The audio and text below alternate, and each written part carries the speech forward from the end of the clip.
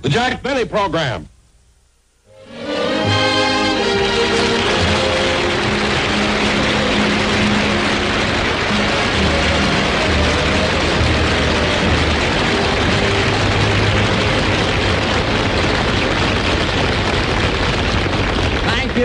Thank you very much, ladies and gentlemen, and welcome to our show. Now, as a rule, you know, the night before a program, I get to bed kind of early so that I can work well, you see, the next day. But last night, I went to a party, and that was, believe me, the wildest party that I have ever attended. You see, Sammy, our drummer, is engaged to be married. So the rest of the boys in the orchestra threw a bachelor party for him. Now, I've been to parties where, you know, everybody brings a gift or brings his own food, you see. But this is the only party I ever went to where everybody brought his own bartender.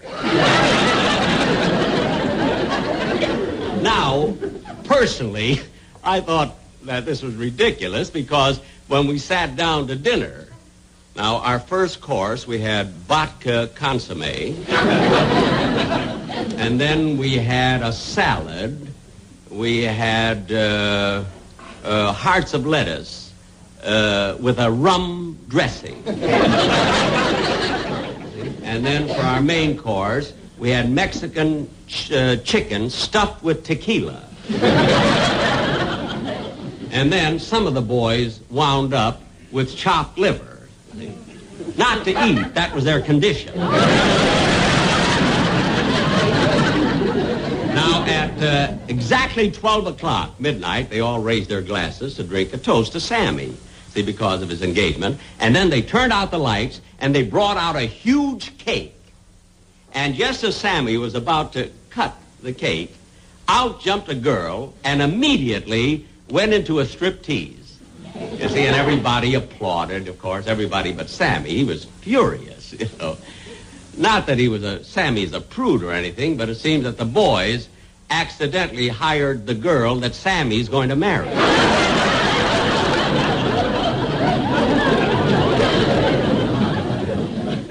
When I left, they were trying to stuff the girl back into the cake. Well, so much for last night. And now for our program tonight, ladies and gentlemen, we have as our guest a very, very famous star, Mr. Dan Duryea. And we're going to do one of the most dramatic sketches we have ever done on television. But first, I want to present to you my singing star, Dennis Day.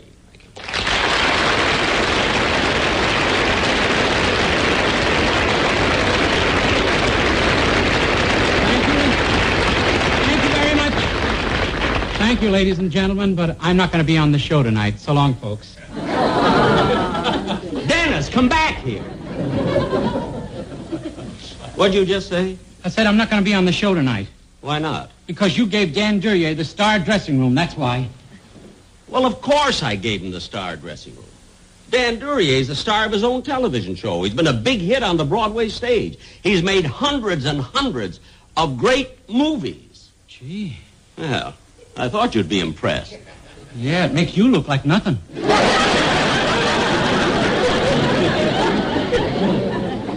Dennis, please don't start in with me tonight, will you? Now, why don't you go to your dressing room, get made up, and let me finish my monologue? Oh, no, not me, brother. My mother came to the studio with me, and when she heard you gave the star dressing room to somebody else... your mother. Thinks she's smart because she helped build the freeway. Your mother. She was voted Miss Bulldozer of 1960. I don't care what she was voted. Now, look at Dennis. Dan Duryea gets the star dressing room, and that settles it. And let me tell you something. Dennis, what is that? What's that noise out there? Mrs. Day. Dennis, you can have the star dressing room. I threw the bum out. Bum? That happens to be Dan Duryea. I don't care who it was. Well, you better care. He happens to be an important star. Every studio in Hollywood wants him. He can get $100,000 a picture and name his own picture. Oh, stop aggravating yourself. I'm not aggravating myself.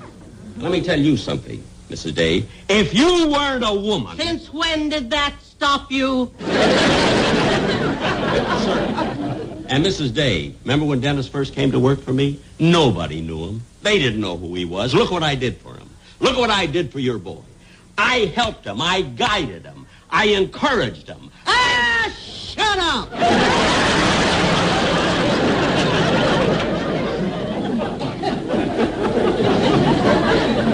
Mrs. Day, look, we've got a play to do. Now, if you have any complaints to make, will you please talk to me after the show? You can bet your elevator shoes I will.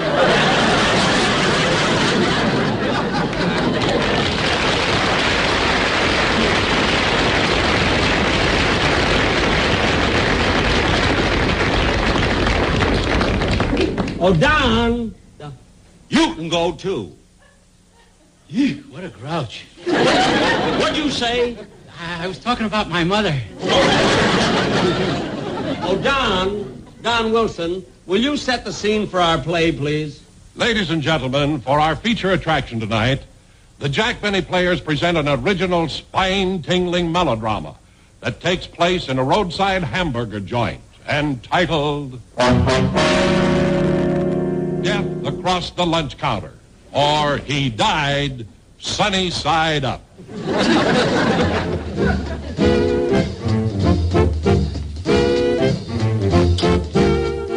Although my story is an unusual one, it all took place in a typical American town.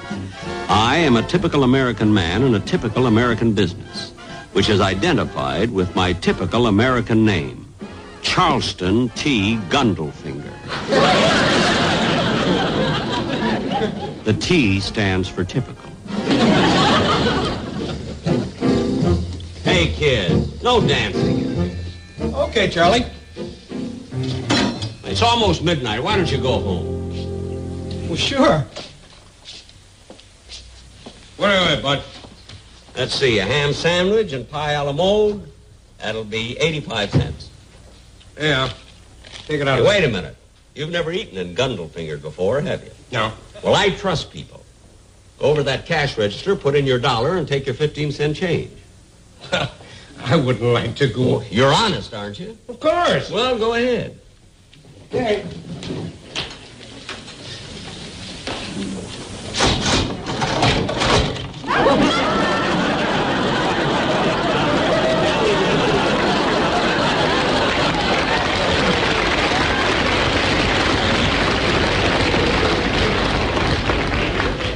I should have told you not only have to be honest, you got to be fast, too. Yesterday, I went to the bank and I deposited $93 and 8 fingers. Better luck next time. Yeah. Suddenly, I found myself alone and a little frightened. It was exactly the same kind of a night 2 weeks ago when the warehouse was robbed and the night watchman was shot. It wasn't quite midnight, but I decided to close up and go home.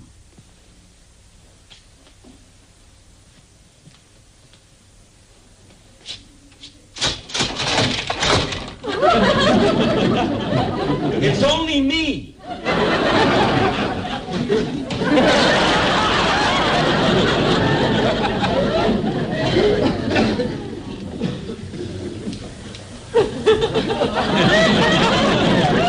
Boy, was this guy slow.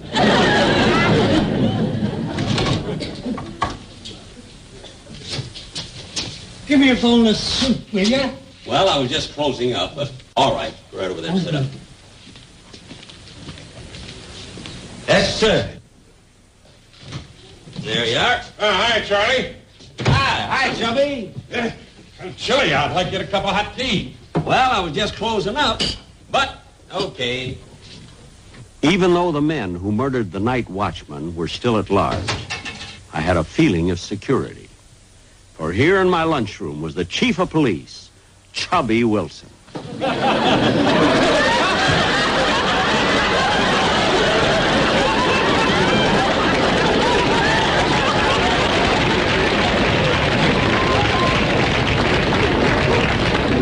Chubby, I told you before, I fixed that stool for you there. Yeah. Well, I don't know. What do you want? Well, I told you before, I fixed that stool for you there. Chubby, I told you before, I fixed that stool for you there. Chubby, I told you before, I fixed that stool for you there. Oh, yes, I forgot.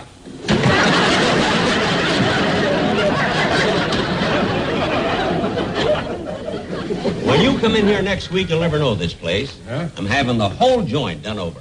I even hired an interior decorator. Interior decorator? Yes, sir. This is going to be the ritziest lunchroom in town. New carpets, new drapes, rugs all over the floor, new curtains and everything. Anything else you want to eat? No, I don't think so, Charlie. I go on duty at midnight, so I better run along. Okay, Charlie. Take care of yourself. I will. Hey, must be kind of a tough job being chief of police in this town, isn't it? Certainly is. Well, so long, Charlie. So long. So long, Charlie. As my fat feeling of security squeezed out the door, I started to close up for the night. While wiping the counter, I happened to look out the window. I noticed 3 tough-looking characters across the street. I had never seen them before. They stepped off the curb and were coming this way.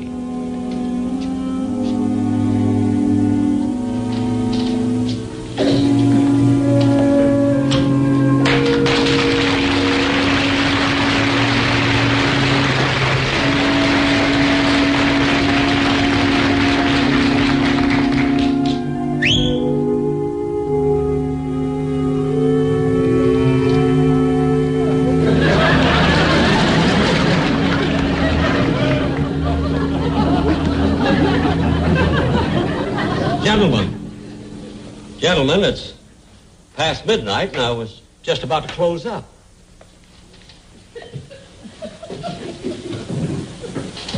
Gentlemen, I said I was just about to close up. What'd you giggle for, Blue Eyes? Nobody said anything funny. Well, but fellas, it is getting late. If you want to eat something, you better order. Hey, Slugger, Blue Eyes is in a hurry. Maybe we ought to slow him down. Yeah, down. Well, fellas, I don't want to have any trouble now. You know, I don't want to. What do you have? I can fix you some nice ham and eggs or corned beef hash or maybe a nice mixed green salad. What did you slap me for? I don't like salad. Well, like I said before, fellas, I don't want to have any trouble. I'll fix you anything you want. Now you're talking. Yeah, now what will you have to eat? What's the matter, Blue Eyes? You nervous?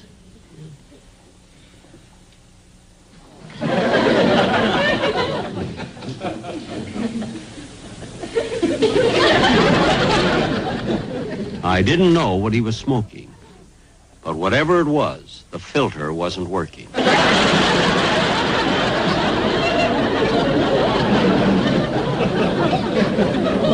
Now look, fellas, I don't want to have any trouble with you. I'm a peaceful man. I'm really a nice, sweet guy. What did you slap me for? I just remembered I don't like salad either. Why don't you guys order something, will you? Give me a sardine sandwich. Okay. Here. There's the 2 slices of bread. There's a sardine. I'll get an opener. Never mind.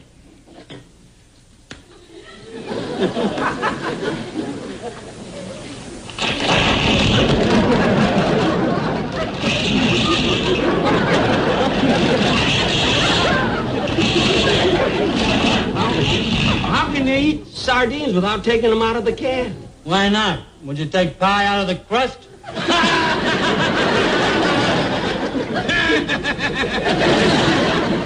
never thought of that. What'll you have? I'll have a piece of that cake. Yeah. There you are, nice cake.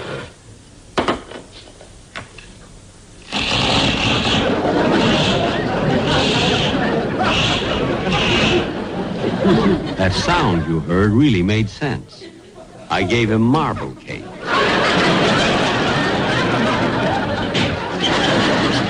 just like before that time. I don't like lousy jokes either. I'll be right out. Somebody's coming. Now, you behave just like everything is all right, or you'll let you have it. Okay. I'll behave. Hey, Charlie. Hey, Chief. Oh, Chief. Am I glad to see you, Chief. You were right. It's tough to be a chief of police in this town. You're darn right it is. And, Charlie, I came to warn you. The murderers are in this neighborhood. They're wearing black hats, trench coats with the collars torn up. And when you see them together, you can't miss them. One is bright and smart, and the other one is stupid. What he said about you. Shut up. Oh. Here you are.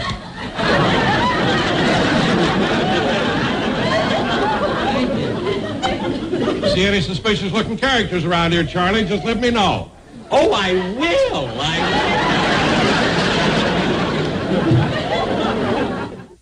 Now, gentlemen, look it is late. Now, why don't you eat and get out of here? What's your hurry? You got no place to go. Relax. Take it easy. Hey, Slugger, come here. Yeah? Look what they got in the jukebox. Oh, yeah.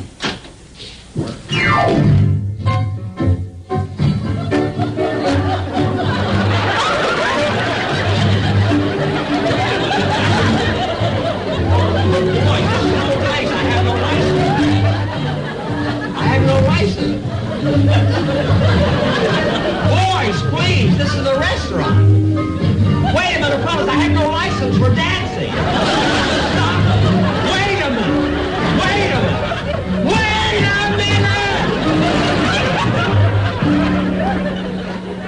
Listen, I know who you guys are. You're gangsters. You didn't come here to eat. You came here to hold me up. Did you hear that, Slugger? Blue Eyes thinks we came here to hold him up. Yeah, up. Well, you're not going to get away with it. I'm going to call the police. Okay, go ahead, call the police. I would, but I don't know the number. You don't? Well, I'll get it for you.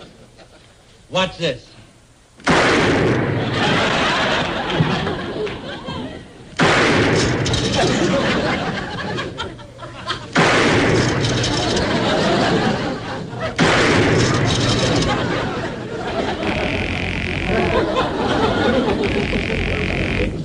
Information! Go ahead, Blue Eyes, talk. And talk fast, I'm bleeding!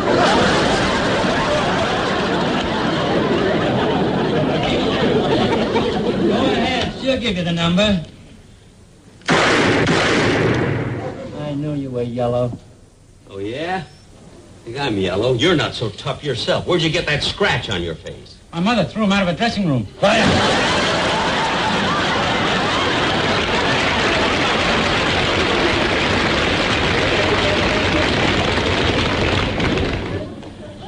Now, I'll give you just 10 seconds to hand over your money. Oh, yeah? Well, I'm ready for you. Blue Eyes wants to shoot it out. Yeah, out. Come back here. He wouldn't have gotten very far. But first, I'm going to get you. Oh, yeah? Yeah. You just shot 2 bullets up in the air and 4 at that phone. That's 6 bullets. You have no more in your gun. Oh, yeah. Yeah.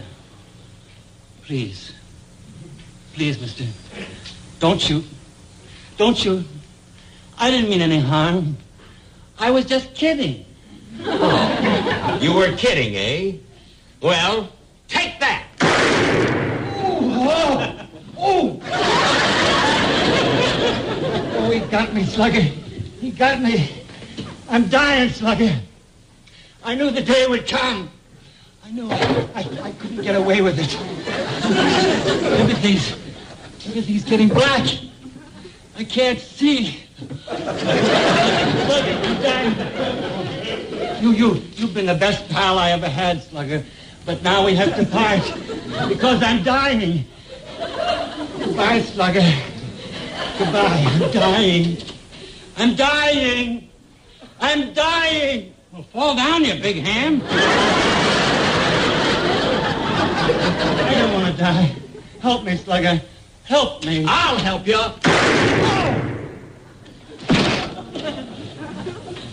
And now that I got him, I'm going to get you. Oh, yeah? Yeah, and I don't need this gun. I'll do it with my bare hands. Take one step toward me, and I'm going to let you have it right between the eyes. Oh, you are, eh? Yeah, Buster, you asked for it.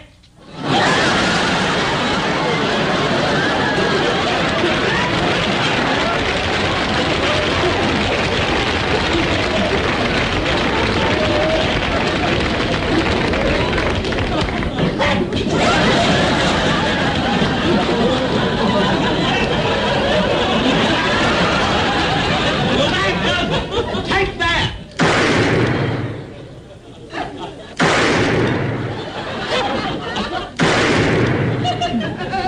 Are you wearing a bulletproof vest? Oh, you hit me in the marble cake. All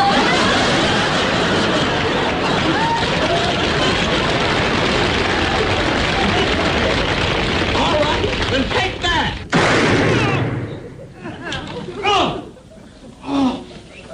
Got me, Slugger. Slugger, I'm dying. Dying, Slugger. You're Slugger. Ooh.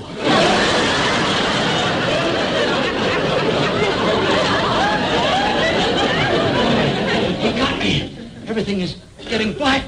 I can't see. Give me some water. Water. Water? Yes. Please, water. Here you are. Gee, that makes me feel better.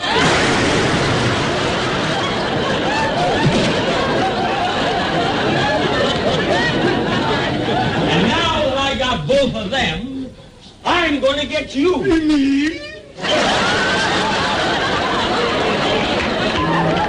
Yes, you. Yeah, I got news for you. I'm not with them. I'm your interior decorator. My interior decorator. I hired you last week. Yeah. Oh, wonderful. Now, I think we ought to put the chintz over here. Oh, that'll be lovely. And then we can put the drapes over Right here. over there will be fine. And the balances back over here. That's right. And then I think we ought to redo the rugs and tie the whole thing in with the blood on the floor.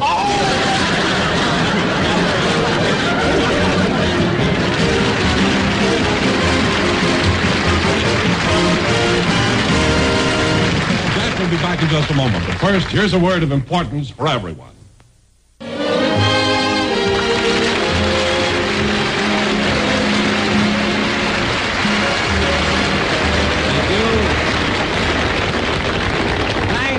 Thank you very much, ladies and gentlemen. I hope you enjoyed the show. And now, once again, I would like to bring out my guest, Dan Duryea.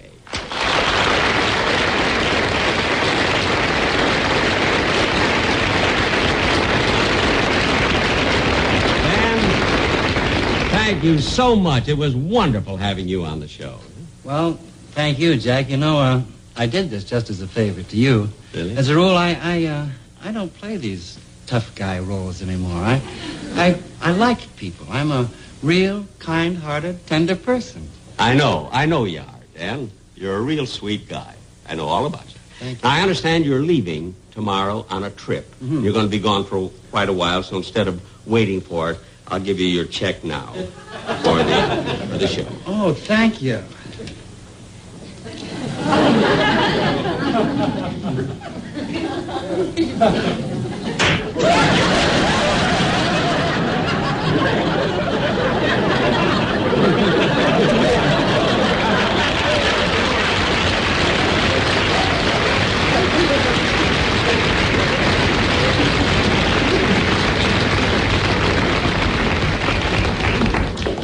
If you think that's bad, you should have seen what Loretta Young did to me.